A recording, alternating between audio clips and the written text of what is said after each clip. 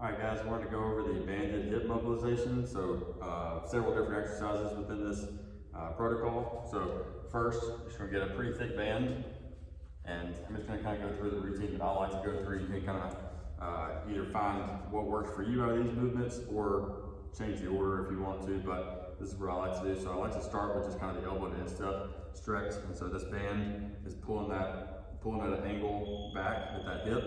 I'm getting a little distraction going in there. And so from this position, again, that band's pulling back, and I'm just dropping down into that elbow to instep, so it's gonna help pulling the knee out and allow me to get deeper into that instep position.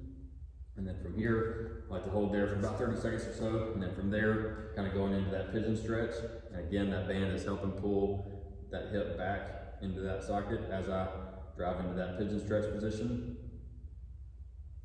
And then from there, we're going to go into a hip capsule and internal rotation position here. So I'm actually trying to turn that leg out, so I'm getting into a little bit of internal rotation.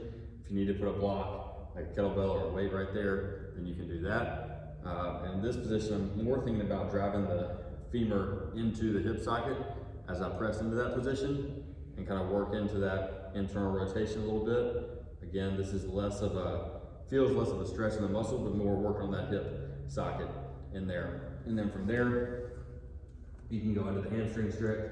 Again, that band is helping pull into that, pull that hip into the joint as I get that hamstring stretch. And for this one, I like to do pulses just to get a better stretch in that hamstring from there. And then lastly, you can turn and face away from it, and I'll drop that banded leg back.